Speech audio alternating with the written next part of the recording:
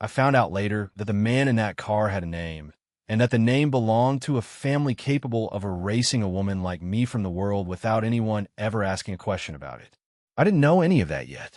All I knew in that moment was that I had been walking alone in the rain for 2 hours, and something about the back of my neck had just told me with absolute certainty that I was no longer alone. The first thing I felt was the baby kick so hard I nearly dropped my bag on the sidewalk, and the second thing I felt was a man's eyes on me from a parked car I hadn't noticed until it was too late to pretend I hadn't seen it. I kept walking.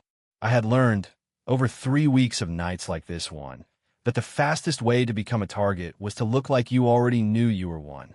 So I kept my pace even, one hand pressed low under the curve of my stomach, and I did not look back at the car until I heard the engine start behind me and roll slowly forward, matching my speed exactly. It pulled away at the corner. Just someone leaving, probably. Just my nerves, probably. But my heart didn't come down out of my throat for another 6 blocks. And by then the rain had soaked through my only coat, and I had stopped counting the houses whose porch lights clicked off the second I stepped onto their walkways. 9 of them. 9 strangers who saw a pregnant woman alone in the rain and decided, in under 2 seconds, that whatever was happening to me was not their problem. I want to tell you I was afraid that night because of the storm or the cold or the ache low in my back that the midwife at the free clinic had told me to watch closely. All of that was true. But underneath it was something sharper, something that had been chasing me for 3 weeks without ever fully showing its face. A feeling that I was being watched by people who had no business watching me, and that whatever debt had been left unpaid in my life was about to come looking for more than money. I had exactly $4 in my pocket and 1 bag on my shoulder, and I was 7 months pregnant, and I was out of names to call.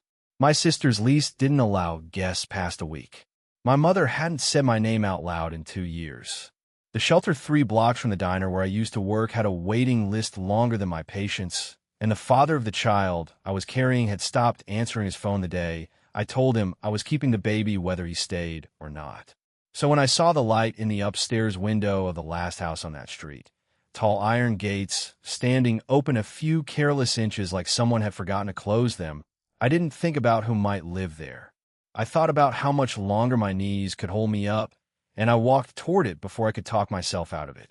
I knocked twice. My knuckles had gone numb enough that I barely felt the second knock land. Nothing happened for a moment, long enough that I started composing the apology I'd give if whoever lived here told me to get off the property, the same apology I'd already given 9 times that night. Then I heard footsteps on the other side of the door, unhurried, deliberate, the footsteps of a man who had never once in his life had to run from anything. The door opened, and the man on the other side of it went completely still. He didn't ask who I was. He didn't ask what I wanted, or why a soaked, shaking stranger was standing on his steps at 11 at night, with one hand pressed to a belly that made the question obvious anyway. He just looked at me the way you look at something you were told, a long time ago, no longer existed. His eyes moved over my face like he was trying to reconcile 2 different memories that didn't quite match. And for one strange second, I thought I felt something too, some old itch at the very back of my mind, gone again before I could reach it. I told myself people don't remember strangers. Not really. Not like that. I'm sorry to bother you, I said, because someone had to say something, and it clearly wasn't going to be him. I just need somewhere dry for a little while. I don't have any money right now, but I can pay you back. I promise I can. He didn't answer right away. His gaze dropped to my stomach and held there, and something moved across his face I couldn't name yet, something that looked almost like grief.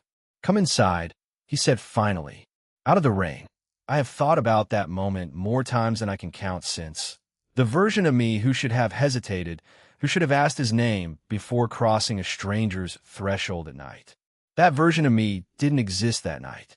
I was too cold and too tired to be careful. And something about the way he looked at me made me feel less like a stranger walking into danger and more like someone he had been waiting for without knowing it. He stepped back to let me in and closed the door behind me, and the sound of the storm went soft and far away, and the warmth of the house hit me, so suddenly my eyes stung before I could stop them. You don't remember me, he said. It wasn't a question. I know you don't, but I remember everything. If a stranger has ever said something to you that landed like they'd known you your whole life, tell me in the comments right now, because standing in that hallway, dripping on a floors nicer than anything I'd stood on in years, I had no idea I was about to spend the next several months finding out exactly how long this man had been looking for me and exactly how much danger had followed me straight to his door. He led me down a hallway lined with paintings that looked older than either of us into a sitting room where a fire was already burning, low and steady, in a hearth that looked recently tended. I remember thinking it was strange, a fire lit in a room no one seemed to be using, as if the house itself had been waiting for a guest who never arrived until tonight. He didn't ask my name. He seemed to already know it, the way you know a name you've said 1,000 times silently and never once out loud. He brought a towel first, then a blanket, then tea. I was too unsettled to drink, and the whole time he moved like a man being careful not to startle something fragile. I sat because my legs finally gave me permission to stop standing, and for a long moment neither of us spoke because there is no obvious sentence that follows a stranger telling you he remembers everything about you. That was when a memory came back to me sideways, the way old memories do, arriving as a feeling before it ever became a picture. Years ago, before any of this, before the bag and the $4 and the 9 dark porches, I worked as a waitress at a diner 2 towns over, the kind of job you take because it exists, not because you love it. There had been a regular, quiet, always alone at the same corner booth, always tipped exactly the right amount and never a cent more, like he was afraid of owing anyone anything he couldn't repay in full. One night, he'd come in soaked and shaking in a way that had nothing to do with the weather, and I had brought him coffee he never ordered and sat across from him on my break for 11 minutes because he looked like a man who needed someone to simply stay. I never thought about it again after that. It was 11 minutes inside a life that had thousands of nights just like it. He had apparently thought about it every single day since. I let myself sink further into the memory, because it was easier than sitting with whatever was happening in that sitting room in real time. I remember the bell over the diner door, the particular way it stuck halfway before swinging shut, the smell of burnt coffee that never fully left the air no matter how many pots we brewed fresh. He had come in that night, just after 10, past the point most regulars stopped coming. And I remembered thinking, before I even reached his table, that something about the way he was sitting looked wrong, too rigid, like a man holding himself together with sheer will. Coffee? I'd asked, even though he hadn't ordered any. I didn't ask for that. He'd said, not unkindly, just tired. I know, I told him, setting it down anyway. You looked like you needed it more than you needed to ask for it. He hadn't said anything for a long time after that. I remembered sliding into the booth across from him on my break, not because a manager would have approved, but because something about the hollow look on his face made walking away feel cruel in a way I couldn't have explained to anyone who asked. I didn't ask what was wrong. I didn't ask his name. I just sat there, refilling his cup twice, until the shaking in his hands slowed enough that he could hold the coffee without spilling it. Why are you doing this? He'd finally asked. Because you look like the loneliest person who's ever walked through that door, I'd said, and I know what that feels like. I hadn't thought about that exchange again in years. Sitting in his fire-lit sitting room now, watching him watch me remember it, I understood for the first time that 11 minutes I had considered forgettable had apparently rewritten the entire shape of his life. I looked up at him now, older, sharper, dressed in clothes that cost more than my last 4 rent payments combined, and something in his face confirmed it before he said a single word to explain it. You don't know who you're talking to? I said, mostly to myself, trying to fit together what kind of man ends up living in a house like this. No, he agreed quietly. You don't. Not yet. He didn't explain further. He looked instead at my stomach, and I watched a question form behind his eyes that he didn't ask out loud, and I felt the first real chill of the night, the kind that had nothing to do with rain. I woke the next morning in a guest room I didn't remember choosing. Under a blanket I didn't remember pulling over myself, disoriented enough that for a few seconds I convinced myself the entire night had been some exhausted, feverish dream. Then I heard voices downstairs, low, clipped, deliberately careful, the kind of voices people use when they don't want to be overheard even inside their own home. and I understood that whatever I had walked into the night before was much larger than one kind stranger and one lit fireplace. I found him at the end of a hallway hung with more of that expensive, careful art, standing across from a man in a dark jacket who was speaking to him in short, clipped sentences about a shipment and a name I didn't recognize and had no business hearing. The moment the man in the jacket noticed me standing there, he stopped talking mid-sentence, like someone had flipped a switch behind his eyes. My host dismissed him with 2 quiet words, and the man left the room without a single sound, without so much as a glance back.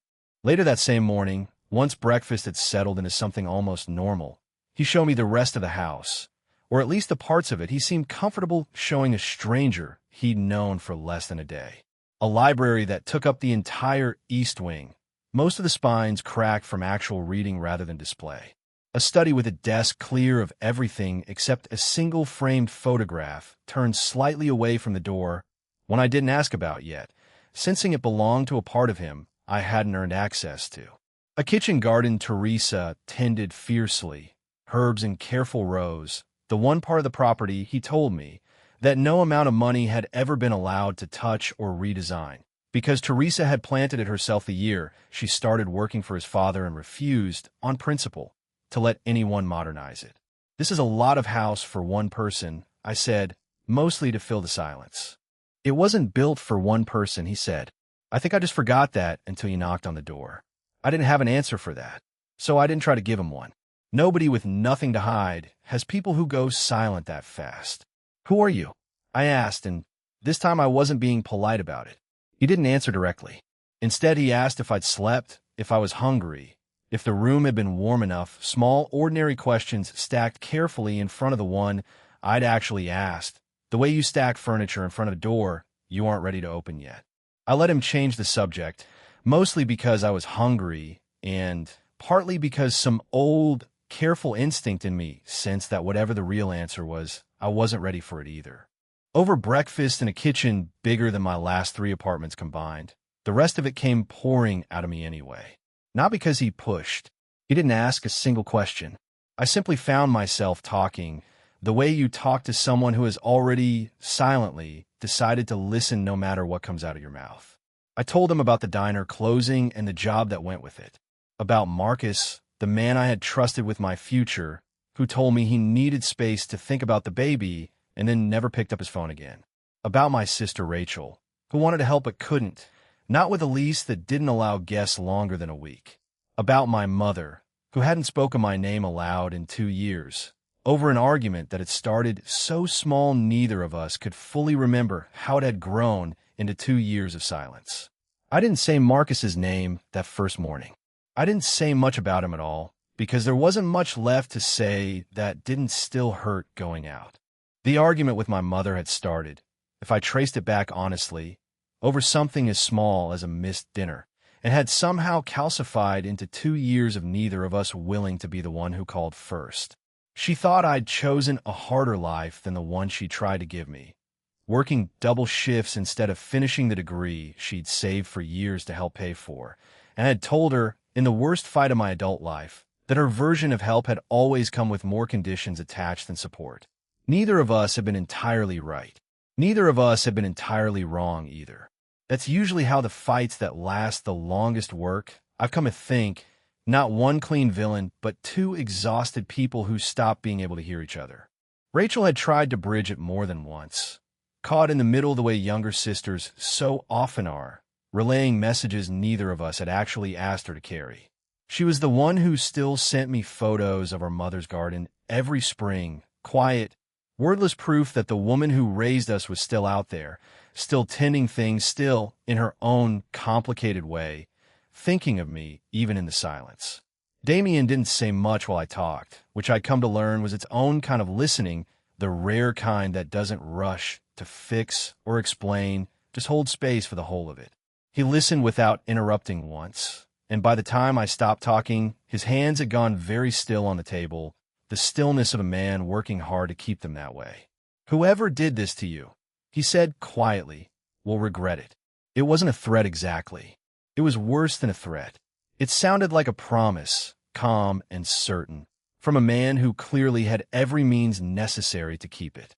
If a story has ever made you want to know exactly what someone was capable of before you found out the hard way, hit like on this one right now. Because in that kitchen, over eggs I hadn't asked for and coffee I hadn't finished, I was about to learn precisely what kind of man had just made that promise to a stranger he'd met 12 hours earlier. I pushed my chair back before I'd fully decided to stand. I think I should go, I said, though I had nowhere left to go, and we both understood that. He didn't stand to stop me. He didn't raise his voice. He simply said my name, quietly, the very first time he'd used it, and something about hearing it in his mouth stopped me colder than any hand on my arm could have. "You knocked on my door," he said. "Out of every house on that street, every light you could have chosen, you knocked on mine. I don't believe that was an accident, and I don't think, somewhere underneath all your reasons for wanting to leave right now, you believe it was either." "I didn't know whose house this was," I said. "I know," he said. "That's exactly what makes it matter." He told me plainly then, without any of the theater I might have expected from a man surrounded by armed silence and paintings older than either of us. His name was Damien Voss. It was not a name people in this city said carelessly. He ran things other men were too afraid to touch, and the fear I'd seen flicker across his employee's face in that hallway wasn't paranoia. It was experience talking. I should have been afraid too, hearing that. Some small, practical part of me was. But a much larger part of me was still caught on 11 minutes in a diner booth, on a stranger who had tipped exactly right and never asked for anything more than a cup of coffee he hadn't ordered, and I couldn't make that man and the one standing calmly in front of me line up into a single believable shape. Why does any of that matter now? I asked. That was years ago. I barely remember most of it. I remember all of it, he said. That night, I had just found out my brother wasn't coming back. I hadn't eaten in 2 days because I couldn't make myself care enough to. You sat down across from a stranger who probably looked like the worst version of a man you'd ever seen, and you didn't ask a single question. You just stayed until I stopped shaking. I hadn't known any of that at the time. I've been 22 exhausted, running on the kind of autopilot kindness you give away without thinking, the kind that costs you nothing that night, and somehow, everything eventually. I spent years building all of this, he said, gesturing loosely at the house, the art, the quiet, heavy weight of everything around us, telling myself it was for the family, for power, for all the reasons men like me tell ourselves at 3 a.m. when the reasons matter most. It wasn't until I opened that door last night that I understood what it had actually been for the whole time. I built all of this hoping, somewhere underneath the ambition, that I would find you again. I didn't know what to do with a sentence like that. I still don't, not fully even now. I only know that standing in that kitchen, soaked in a truth I hadn't asked for and wasn't at all prepared to carry, something cracked open in my chest that I had kept carefully sealed shut since the night Marcus stopped answering his phone. Tell me honestly in the comments, if a man said something like that to you after one small kindness you barely remembered giving, would you run or would you stay? Because standing in that kitchen, I genuinely did not know which one I was about to do. I didn't get to decide entirely on my own terms. 3 days into staying in that house, having agreed to nothing beyond a warm bed and food I no longer had to worry about affording, my phone rang with a number I hadn't seen in months. I almost let it go to voicemail. I wish now, looking back, that I had. It was Marcus. No hello, no apology for the silence, no acknowledgement of the weeks he'd left me to figure out an entire pregnancy alone, no question at all about how I was doing or whether the baby was healthy, nothing that resembled the man I'd once believed I might build a life with. You need to leave wherever you are, he said, his voice tighter than I remembered it, edged with something that sounded uncomfortably close to fear. You don't understand who you're staying with. I understand exactly who I'm staying with, I said, though the honest truth was I was only beginning to. Where were you, Marcus? 3 weeks. I called you 11 times. That's not what this call is about, he said, too fast, the kind of fast that told me he'd rehearsed avoiding that exact question. Listen to me. This isn't a joke. You need to get away from that house tonight. Why do you even care where I am? I asked, and I heard something shift on the other end of the line, a long pause that told me more than whatever he said next possibly could. Because if something happens to you, he said finally, quieter now, it's going to come back on me. And I can't have that on top of everything else right now. There it was, the real reason underneath the concern he'd tried to dress up as something nobler. Not fear for me, fear for himself, and what my safety or lack of it might cost him.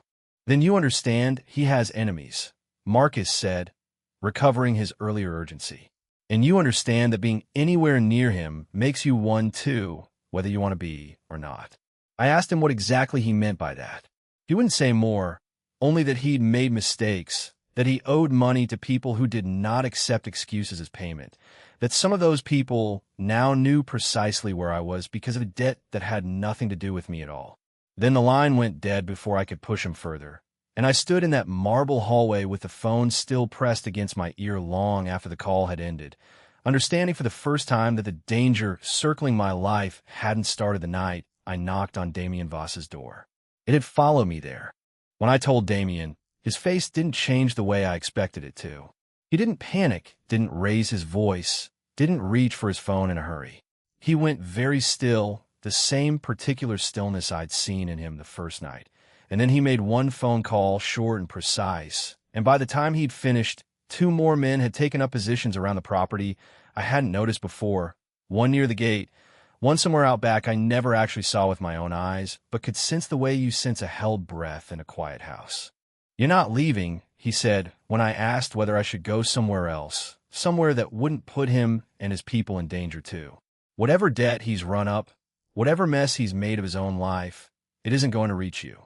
Not while I'm still breathing, and not while you're standing under my roof. You're not going through this alone anymore, and you're not going through it without me either, whether either one of us planned on this or not." I didn't argue with him. I told myself it was because arguing was pointless, that a pregnant woman with $4 and no living family close by couldn't afford the luxury of turning down protection this thorough. The truth was smaller than that, and harder to admit out loud, even to myself. Some quiet, tired part of me wanted to belong to someone's list of things worth protecting. I had spent so long being no one's responsibility that hearing him claim me like that, even in the middle of danger neither of us had asked for, felt like the first solid ground I'd stood on in months. He moved me from the guest room to one closer to his own that same afternoon, without asking permission, without apology, and I let him, and for the first time since I had knocked on his door, I slept through an entire night without waking myself up shivering. He came with me to my next prenatal appointment 2 days later, sitting in a waiting room chair clearly built for a much smaller man than him, looking so out of place among the parenting magazines and pastel walls that I nearly laughed out loud watching him try to fold his hands calmly in his lap. When the doctor asked, routinely, if he was the father, neither of us corrected her right away, and something about the silence that followed felt less like a lie and more like a question neither of us had fully answered yet, even to ourselves. He held my hand through the ultrasound like it was the most important assignment he'd ever been given, and when the doctor pointed out a small, steady heartbeat flickering on the screen, I felt his grip tighten just slightly, and I looked over to find him staring at that flickering shape like it was the only thing in the room that mattered. "That's her," I said. "Well, we don't actually know if it's a her yet." "It's her," he said, with the kind of certainty he seemed to bring to everything. And he turned out, months later, to have simply been right. If you've ever needed someone to simply decide to stand between you and whatever was coming, without waiting for you to ask them to, comment below and tell me what that felt like, because I was only just beginning to understand it myself. The days that followed moved differently than any I could remember. Danger sat quietly in the corner of every room, but so did small, unexpected, ordinary things I hadn't thought a house like this could hold. Damien, it turned out, could not cook anything more complicated than eggs, and burned them twice trying to make me something after I mentioned once, in passing, that I missed the way my grandmother used to make breakfast on Sunday mornings. He fixed the porch light himself instead of calling anyone in to do it, sleeves rolled up, cursing quietly at a strip screw for nearly 20 minutes while I sat on the front steps wrapped in a blanket and laughed for the first time in longer than I wanted to admit out loud. His housekeeper, a sharp, kind older woman named Teresa, who had clearly worked for him for years and clearly adored him despite pretending otherwise, took one look at me my second week there and started leaving extra fruit on my nightstand without a word, the closest thing to a welcome I received from anyone besides Damien himself. He read to the baby some nights, awkwardly at first, like a man following an instruction manual for a feeling nobody had ever taught him how to have, stumbling over picture books meant for children years from being born, and I pretended not to notice how completely undone it left me every single time. There was a morning, maybe 10 days in, when Teresa caught me trying to make my own bed out of old habit and simply took the sheets out of my hands without a word, the way you gently correct a child doing something unnecessary. When I protested that I didn't want to be treated like a guest who couldn't lift a finger, she looked at me for a long moment and said, in the plainest voice imaginable, that I wasn't a guest. That guest didn't get their own key cut for the garden gate. And then she walked off before I could ask what she meant, because apparently Damien had already had one made for me, without mentioning it to anyone. Small things kept happening like that. A crib appeared in the room next to mine before I'd said a single word about needing one. Simple and plain, nothing showy, the kind of crib someone chooses because they paid attention to what I'd actually said I liked instead of what looked expensive in a catalog. Books started showing up on the nightstand. Not gifts exactly, never wrapped, never announced, just left where I'd find them, and half of them turned out to be second-hand copies of the exact novels I'd mentioned once in passing, missing from a box of belongings I'd left behind at my last apartment months earlier. I asked him about it eventually, sitting on the back steps while he attempted, badly, to teach me how to skip a stone across the narrow pond behind the house. You don't have to keep proving something, I told him. I already believe you. I'm not trying to prove anything, he said, watching his stone sink instead of skip for the third time in a row. I spent a long time not knowing how to do any of this. I'm just trying to catch up. I told him that same afternoon things about my own childhood I hadn't said out loud in years. That my father had left before I was old enough to remember his face clearly, just a handful of photographs and a jacket my mother never quite got around to giving away. That I'd worked my first job at 15, not because anyone forced me to, but because watching my mother count coins at the kitchen table every Sunday night had planted something in me that never fully relaxed, a low, constant hum of needing to be useful, needing to never again be the reason someone had to count coins twice. That's probably why the coffee thing happened, I admitted. The being useful thing. I think some part of me needed you to need something I could give you, even if it was just a cup of coffee you didn't ask for. I think that's the kindest thing anyone's ever admitted to me, he said, and he meant it plainly enough that I believed him completely. I saw a different side of his world, too, that same week, when he brought me briefly into a room where 3 men in expensive suits were arguing quietly over a map of shipping routes I didn't understand and wasn't meant to. He didn't explain the meeting to me, and I didn't ask him to. I only watched the way the room organized itself around him without anyone needing to say a word about who was in charge. The particular quality of respect that isn't demanded so much as simply assumed, earned somewhere long before I ever knocked on his door. It was the first time I understood, viscerally rather than just intellectually, exactly how much weight sat on the shoulders of the man who burned eggs trying to make me breakfast. It wasn't only fear and threats filling those weeks. Some of it was simply 2 people slowly learning how to exist near each other without either of us fully understanding why it worked as well as it did. I called my sister Rachel one of those quiet afternoons, mostly out of guilt for how long I'd let the silence between us stretch. I told her, carefully, that I'd found somewhere safe to stay. I didn't tell her the whole truth yet, not the name Voss, not the guards at the gate. She could hear something different in my voice anyway, something steadier than she'd heard from me in months, and she asked, cautiously, whether I finally had someone looking out for me. I told her I thought maybe I did.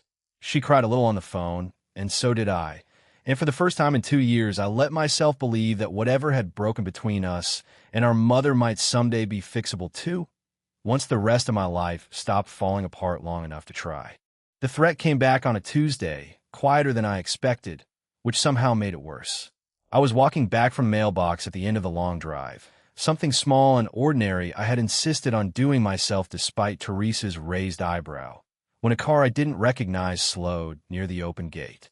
A man stepped out, and I recognized him instantly, not by name, but by the careful, deferential way he had once stood a few paces behind Marcus at a distance I hadn't thought to question at the time. "He sent me to bring you back," the man said, closing the distance between us faster than I liked. "Says you belong to him, not to Voss." I told him I didn't belong to anyone, and I turned to walk back toward the house. And that was when his hand closed hard around my arm, hard enough to bruise, hard enough that I felt the shock of it travel straight down into my stomach. I don't remember deciding to scream. I only remember the sound leaving me before I could stop it, and the world tilting sideways as I twisted away from him, one hand curling instinctively around my stomach instead of catching my own fall. Damien reached me before I hit the gravel. I still don't know how he moved that fast. I only know that one moment the man's hand was locked around my arm, and the next moment Damien had him pinned against the iron gate with a force that told me exactly how much restraint he'd been quietly using in every gentle moment before that one. He didn't shout. He didn't need to. Whatever he said, low and fast, directly into that man's ear, sent him stumbling back to his car, so quickly he nearly fell twice getting there. Damien dropped to his knees in the wet gravel in front of me, hands shaking as he checked me over my arm, my stomach, my face, like he was trying to physically convince himself I was still whole. "I'm fine," I told him, though my voice wasn't steady enough to sell it convincingly. "I am okay. We're okay." He pulled me against him right there in the driveway, and I felt him breathing like a man who had just watched the worst thing he could imagine almost happen directly in front of him and hadn't fully processed that it hadn't. "I'm sorry," he said, so quiet I almost missed it entirely. "I should have had someone with you. I should never have let you walk down there by yourself. You can't watch me every second of every day," I said. "I can try," he said, and the way he said it wasn't possessive the way it might have sounded a week earlier. It was frightened. It was a man who had already lost people he loved to this life and had no intention of losing another one to something he could have prevented with a single extra guard by the mailbox. He carried me inside instead of letting me walk, ignoring my protest that I was perfectly capable of using my own legs, and set me down gently on the couch in the sitting room where the fire had been burning the very first night, still burning now, still tended. I realized every single day since whether I was in that room to see it or not. "I need to say something, and I need you to actually hear it, not just let it pass by," he said, kneeling in front of me, his hands braced on either side of my knees. "You're not a guest here. You're not someone I'm protecting out of guilt or debt or obligation. You're mine. Not in the way that sounds like ownership. I don't mean it that way. I mean it the way you'd say a person's home is theirs or their name is theirs. You belong here the way this house belongs to you now, too. And I am not going to let anyone, ever, make you doubt that again." I didn't have words ready for that. I only had my hand finding his and holding on, and the quiet understanding settling somewhere deep in my chest that I had stopped being someone who needed saving and started being someone who had simply, finally, been found.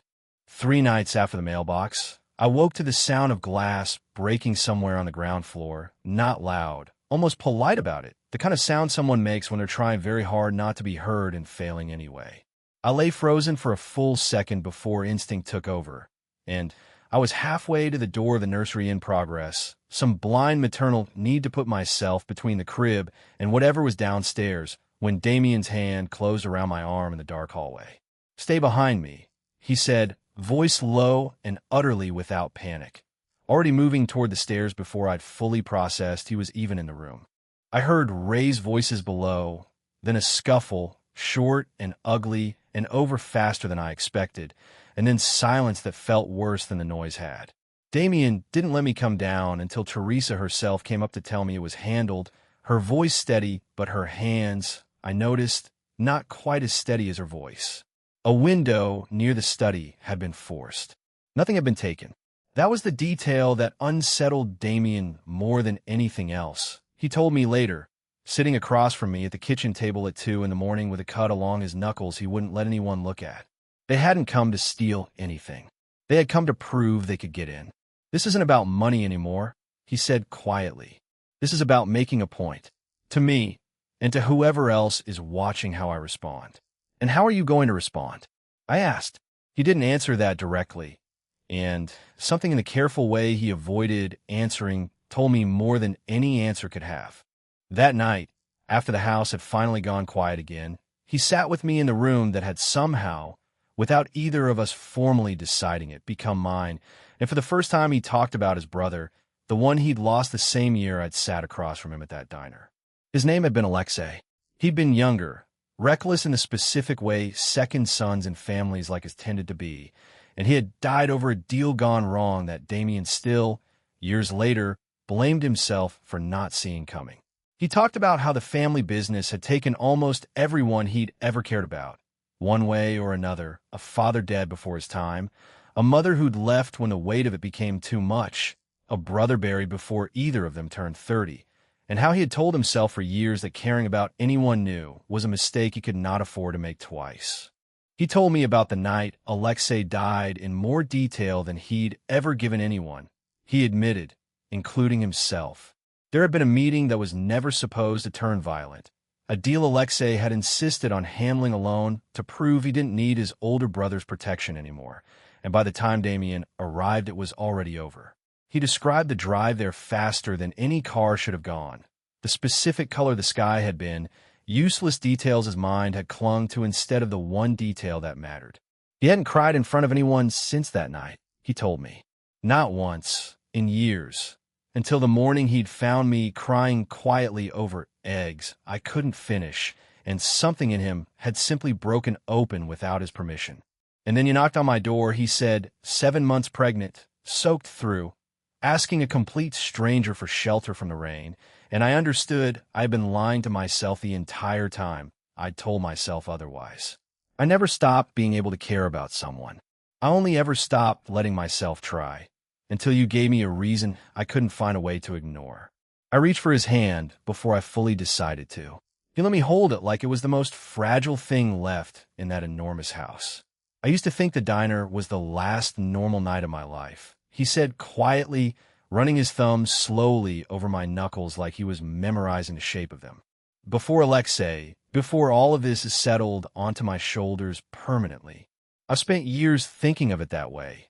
The last good night before everything got heavy. I don't think that anymore. I think it might have been the first night of something else entirely, something I just wasn't ready to understand yet. You couldn't have known, I said. Neither of us could have. I know, he said. That doesn't stop me from wishing I'd said something more than thank you for the coffee before you walked away that night. What would you have said?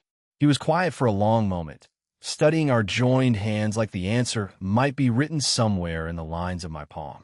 He started to say something else, something that felt like the beginning of the word, love forming behind his teeth, and then one of his men knocked hard on the door, breaking the moment before either of us could see exactly where it was leading, with news that the man from the driveway had been picked up trying to cross the state line, and with him, information about exactly who had sent him and why. Before I tell you what they found out, tell me what you think is coming, because half of you reading along in the comments are going to be right, and half of you are going to be completely wrong, and I genuinely want to see your guesses before the next part answers it for you. It turned out Marcus hadn't only borrowed money from dangerous people. He had borrowed it from a rival family. The Voss name had been locked in a careful, cold, decades-long standoff with, and somewhere in his desperation to pay off a debt he could never realistically repay, he had offered them something that was never his to give away. Me, or more precisely, the leverage I represented once it became known I was staying under Damien Voss's roof, carrying a child, unprotected in the eyes of anyone who didn't yet understand how thoroughly that had already changed. It wasn't really about me at all, not at first. I was a card someone else was trying to play in a game I had never agreed to sit down at, knowing that should have made me feel smaller, like a piece other people were moving around a board without ever asking my permission. Instead, it made something inside me go sharp and steady in a way it hadn't been in months. The debt wasn't the only weapon Marcus's family tried to use, either. A week after his warning phone call, a letter arrived from a lawyer I'd never heard of, on paper heavy enough to feel intentional, informing me that Marcus intended to pursue formal parental rights and, buried in careful legal language on the second page, questioning whether a residence of the nature and reputation of the one I was currently staying in constituted a safe environment for a child. I read it standing in the front hallway with my hands shaking harder than they had during the actual physical threats, because this one didn't come with a face I could watch Damien pin against the gate. This one came with the quiet, bureaucratic power to take my daughter away from me on paper, in a courtroom with nothing but words. Damien read it twice, in complete silence, and then made a single call to a lawyer of his own, a woman named Priya, who arrived within the hour and spoke to me directly, not through him, laying out exactly what our options were and exactly how weak Marcus's actual position was once you looked past the intimidating letterhead. A man who had disappeared for months, who had no stable address of his own, who is currently the subject of debts owed to a family under active criminal investigation, was not, Priya told me plainly, going to win custody of anything in front of any judge in this state. It still took 3 weeks of formal filings and one deeply uncomfortable mediation session before the threat fully dissolved. 3 weeks where I barely slept, where every unfamiliar car on the street made my stomach drop, where the fear wasn't of violence at all, but of paperwork, of a system that could, in theory, decide my daughter belonged somewhere other than with me. Damien sat beside me through every single meeting, saying almost nothing, present in a way that told the room exactly where he stood without him needing to raise his voice once. When it was finally over, Priya called to confirm Marcus had withdrawn the petition entirely, apparently having been informed, through channels I chose not to ask too many questions about, that pursuing it further would not be in his best interest. I cried harder over that phone call than I had over almost anything else that entire year, the particular relief of a fear finally, fully lifting. I'm not going to hide from this, I told Damien, once the full picture had finally been laid out in front of both of us. I'm done being something other people push around a table without asking me a single question first. He looked at me for a long, quiet moment, something like pride cutting straight through the worry still lingering on his face. Then we do this together, he said, not you hiding upstairs while I handle it alone downstairs. Together, or not at all. Not everyone in Damien's world welcomed the change in him easily. His uncle Sergei, a heavy-set, careful man who had helped run the family's affairs since before Damien was old enough to understand what any of it meant, arrived at the house 4 days after the driveway incident, uninvited, and made no effort to hide his disapproval of what he called, in front of me, a complication neither of us has time for right now. She's not a complication, Damien said, in a voice quieter and colder than I'd heard him use even with the man who'd grabbed my arm. Watch how you speak about her in my house. Sergei studied me for a long moment, the kind of assessing look that made me feel like a line item being weighed against a ledger, and then, to my surprise, something in his expression shifted, softened at the edges, though his voice stayed gruff. Your father would have said the same thing your brother did. Sergei said finally, quieter now, that the ones who make us soft are usually the ones worth becoming soft for. I buried enough of this family to have opinions about which risks are worth taking. I didn't say she wasn't one of them. It wasn't an apology, not exactly, but it was as close as I suspected Sergei came to one, and over the following weeks he became, unexpectedly, one of the more attentive people in that house, gruffly checking on the pregnancy's progress in the same clipped tone he used to discuss shipments, showing up with a second-hand rocking chair he claimed, unconvincingly, to have simply found in storage. The days that followed moved faster than I could always keep pace with. There were meetings I wasn't allowed into, and conversations that stopped the moment I walked into a room, and I told him plainly, more than once, that I understood some parts of this were his to carry by himself, as long as he understood clearly that some parts, from now on, were mine to know about too. He agreed, and to his credit, I watched him keep that promise even when it visibly cost him something to do it. Not all of it came at me from the shadows. Some of it came dressed in a suit and a smile, in a room full of people who had never once had to knock on a stranger's door in the rain. Damien took me, reluctantly on his part and nervously on mine, to a charity gala 2 weeks after the mailbox, insisting it was safer to be seen together in public than to hide, that hiding only told his enemies exactly how much fear they'd managed to plant. I understood the logic. It didn't make the room any easier to stand in. I felt the whispers before I heard the actual words. The particular hush that follows a woman visibly pregnant and clearly unmarried into a room full of old money that had spent generations perfecting the art of judgment without ever raising its voice. A woman I didn't recognize, dressed in something that cost more than a year of my old rent, made a point of asking, loudly enough for the surrounding tables to hear, whether I was Damien's newest acquisition, and whether the Voss family made a habit of collecting strays off the street these days. I felt my face go hot, and I felt, more than saw, Damien go very still beside me, the same stillness that had once ended a man's evening in a driveway. "Careful," he said to the woman, quietly enough that only our small circle heard it, pleasantly enough that anyone farther away would have assumed he'd simply offered a compliment. "You're speaking about the mother of my child, and about the only person in this room I actually trust. I'd think carefully about which one of those facts you'd like to be remembered for insulting first." The woman's smile didn't fully recover for the rest of the evening. I didn't fully recover either, not from the fear of the moment, but from something gentler underneath it, the plain fact that he hadn't corrected her about the acquisition comment by explaining who I was to him. He'd corrected it by defending who I was, full stop, without qualification, in a room that clearly ran on qualification. I told him in the car afterward that I hadn't expected him to say anything at all, that I'd brace myself to handle it alone the way I'd handled every uncomfortable room for the last several years. "You're not alone in rooms like that anymore," he said. "You're not alone in any room anymore. I need you to actually believe that, not just accept it." There were smaller threats woven through those weeks too, the kind that never made headlines but wore a person down all the same. A message left for Teresa at the market, vague enough to deny later, but clear enough to send a chill through the whole house. A call to Rachel's apartment, someone asking careful, probing questions about a sister she hadn't seen in months, questions Rachel answered with nothing, and then called me in tears about that same night. It wasn't only physical danger circling us. It was the quieter kind too, the kind meant to fray you slowly from every direction at once until you made a mistake out of sheer exhaustion.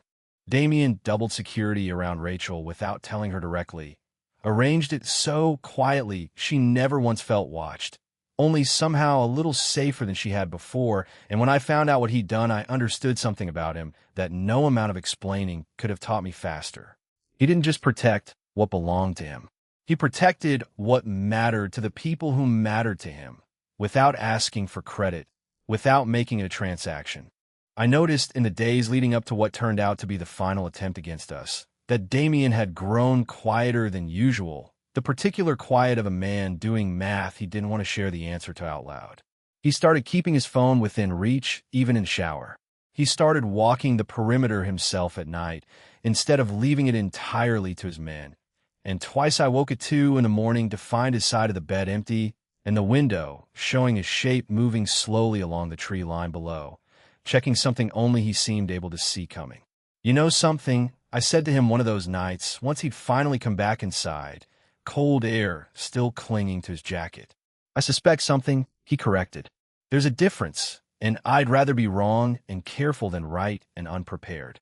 He wouldn't tell me more than that, not because he didn't trust me, he was careful to say, but because he didn't yet trust the shape of what he suspected enough to hand it to me as fact. I let it go, mostly, though I noticed I started sleeping lighter too, some old animal instinct picking up on his without either of us naming it out loud. The rival family made one final move, bolder and more desperate than the rest, an attempt to reach me directly during a moment when Damien had been called away to a meeting across the city, convinced, wrongly, that his absence meant an opening worth taking. I had been in the garden with Teresa, of all the ordinary places, cutting herbs for dinner, when I noticed a second man near the tree line who had no business being anywhere near that fence. My whole body went cold before my mind fully caught up to why. Teresa reacted faster than I could have managed alone, pulling me toward the house without a single wasted motion. Already reaching for the small radio, she kept clipped to her apron, something I hadn't even registered she carried until that exact second.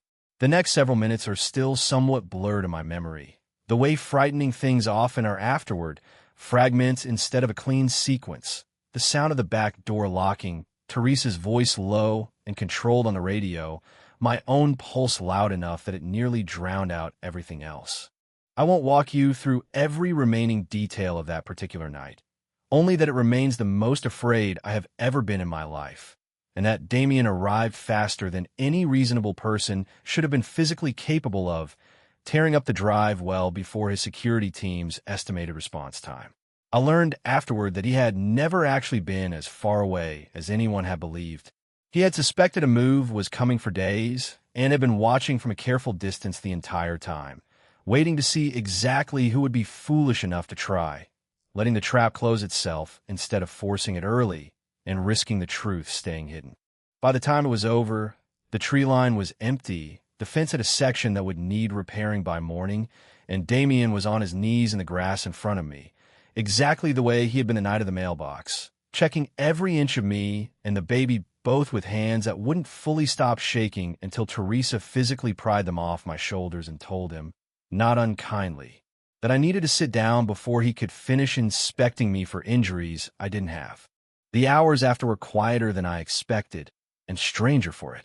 Men I recognized from around the property moved through the house with a kind of grim, focused efficiency, speaking in low voices into phones and radios. And Sergei arrived within the hour looking older than I'd ever seen him, standing in the kitchen doorway watching his niece by circumstance sit wrapped in a blanket at the table like he was doing the same arithmetic Damien had been doing for days, only arriving at the answer too late to have prevented any of it.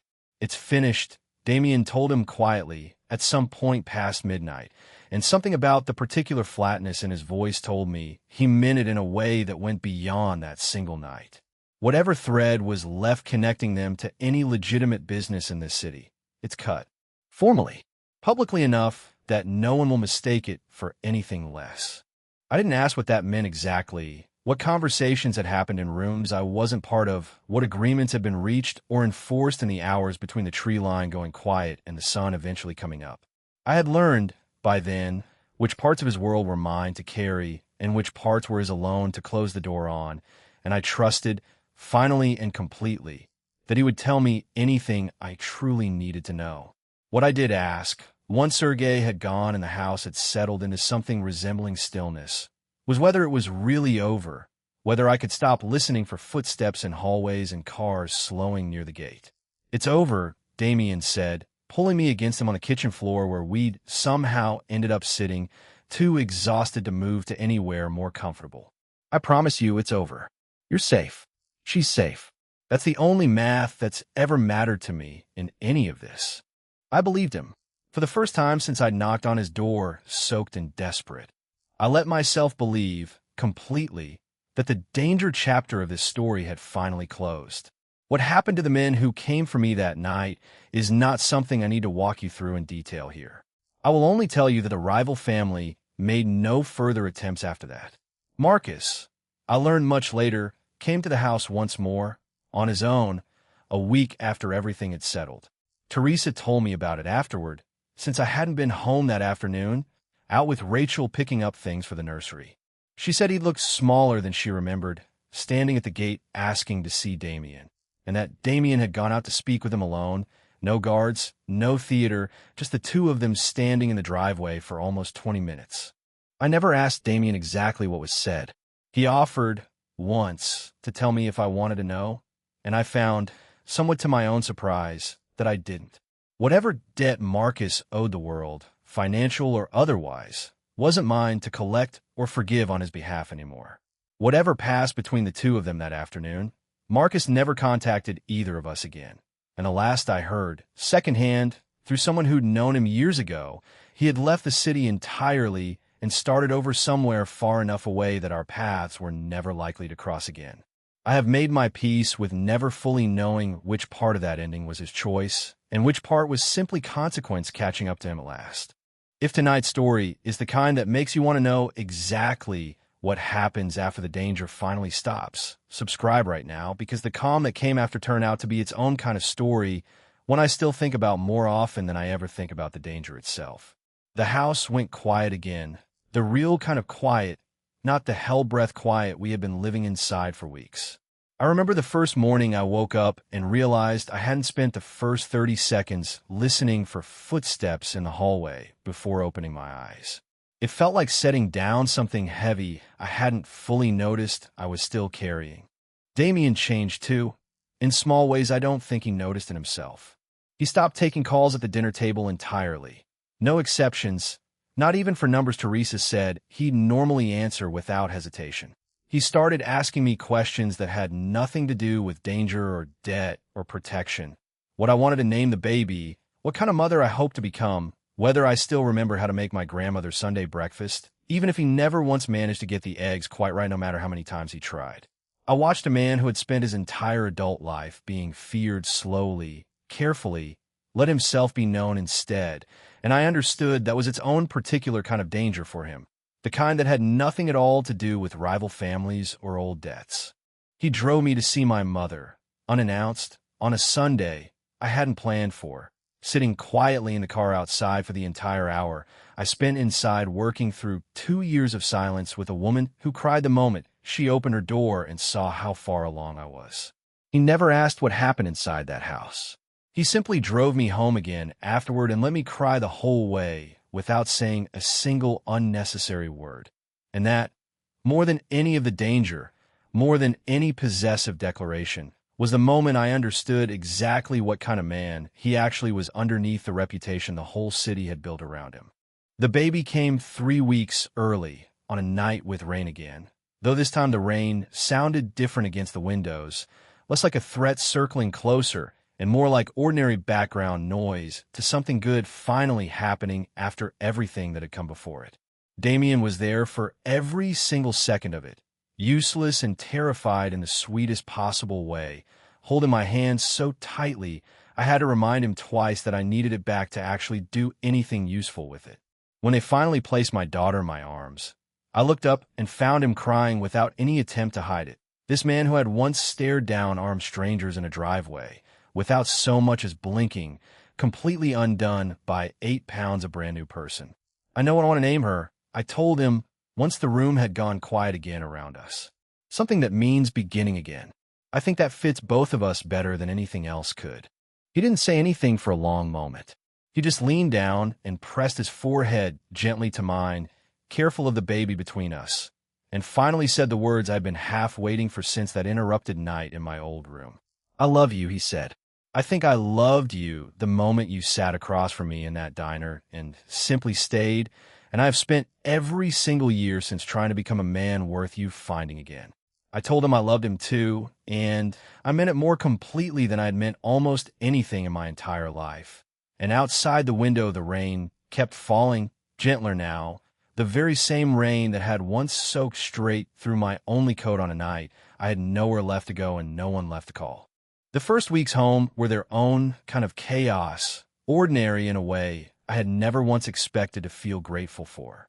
Teresa took over the kitchen entirely and refused every offer of help, insisting a new mother's only job was sleeping when the baby slept, though I noticed she never once said the same thing to Damien, who she seemed to enjoy bossing around the nursery at 2 in the morning almost as much as she enjoyed spoiling the baby herself. Rachel came to stay for a week that turned into 2, sleeping in the guest room I'd first woken up in, and I watched my sister and a man I loved argue cheerfully over the correct way to swaddle a newborn until neither of them could remember what they'd originally disagreed about. Rachel pulled me aside on our last night before heading home, the two of us sitting on the back steps with the baby monitor between us, the same steps where Damien had once tried and failed to teach me to skip stones.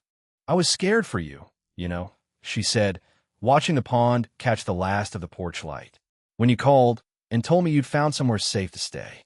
I looked up the name that night. I didn't sleep for 2 days. "I know," I said. "I'm sorry I couldn't tell you everything sooner."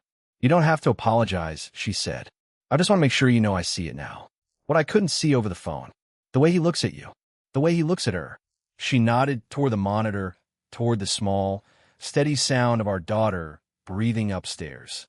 "I don't think I've ever seen anyone look at anything the way that man looks at the two of you. He's not what I expected," I admitted. "Not even close to what I expected that first night." "Good," Rachel said, bumping her shoulder against mine. "The good ones almost never are." My mother visited on a Sunday I hadn't fully believed she would come to, and when she held her granddaughter for the first time, something between us that had been frozen for 2 years finally, quietly, began to thaw. She didn't apologize in words. She didn't need to. She stayed for dinner, and then for dessert, and then simply stayed, the way people do once they've remembered how. We ended up alone in the kitchen that night, drying dishes side by side the way we used to when I was young, before the silence, before either of us had learned how to hold a grudge for 2 full years. She asked me, carefully, if I was happy, really happy, not just safe. I don't think I knew the difference between those two things for a long time. I told her honestly. I think I do now. He's a good man, she said, glancing toward the doorway where Damien's laugh carried in from the other room, deep and easy in a way it almost never had been when I first met him. I can tell. Your father never once looked at me the way that man looks at you. It wasn't a full repair, that one conversation over dish towels. Some things take longer than a single evening to fully mend. But it was a beginning, and after 2 years of silence, a beginning was more than I'd let myself hope for.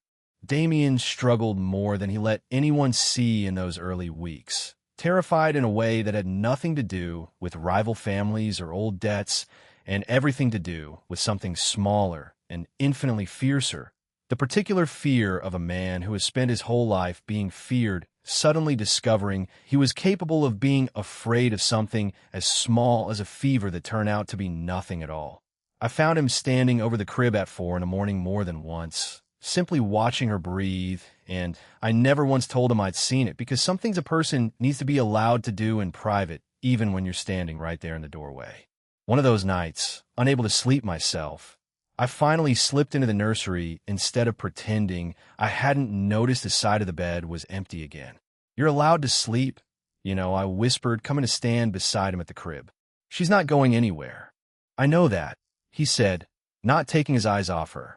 I just keep thinking about how close I came to never knowing what this felt like.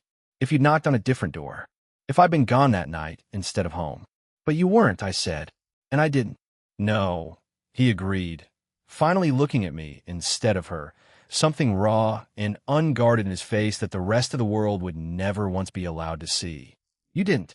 I intend to spend the rest of my life being grateful for that one small mercy.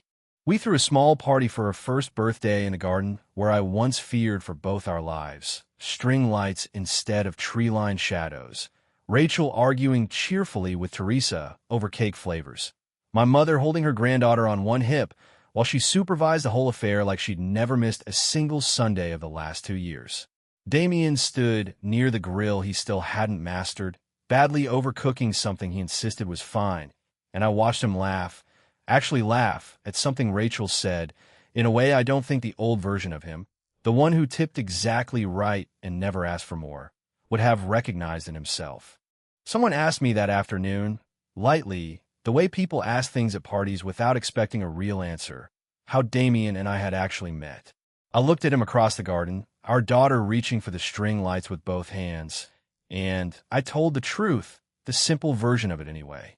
I said I had knocked on the wrong door on the worst night of my life, and it had turned out to be exactly the right one. Almost a year later, I stood in the same doorway where I had once knocked as a soaked, desperate stranger, except now the gate stayed open for me, without anyone needing to check who I was first. My daughter was asleep upstairs in a room full of things she would never once have to go without. Rachel visited most weekends now, and even my mother had started coming by on Sundays, slowly, carefully, the way you rebuild something that had cracked but never fully broken.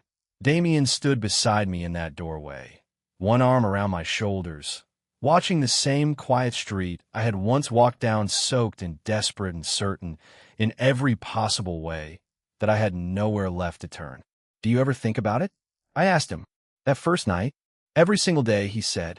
It's the only reason any of this, he said, gesturing at the house, at the light in our daughter's window, at all of it, has ever felt worth anything to me at all.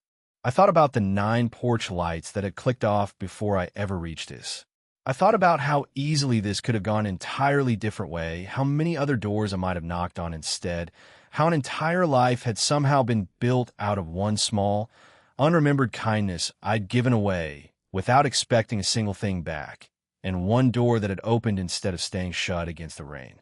Some nights after our daughter is finally asleep and the house has gone quiet in the good way now instead of the frightened way, Damien and I still sit on those front steps together, the same ones I once sat on wrapped in a borrowed blanket learning how to laugh again. He still can't skip a stone to save his life. I still tease him about the eggs. Sergey still shows up unannounced with things he claims to have simply found lying around, and Teresa still refuses every single offer of help in that kitchen. Though I've noticed she started letting our daughter stir the batter, standing on a little stool Damien built himself one weekend, badly, with more patience than skill. I think about that woman I used to be sometimes, the one who walked past 9 dark porches with $4 in one bag, and a baby she was terrified she wouldn't be able to protect on her own. I wish I could tell her it was going to be all right. I think in some strange way, some part of her already knew, or she never would have knocked on that particular door instead of turning back toward the cold. If this story stayed with you the way it stayed with me, subscribe now and follow along, because there's another door about to open in the very next story, and trust me, you're not going to want to miss who's standing on the other side of it.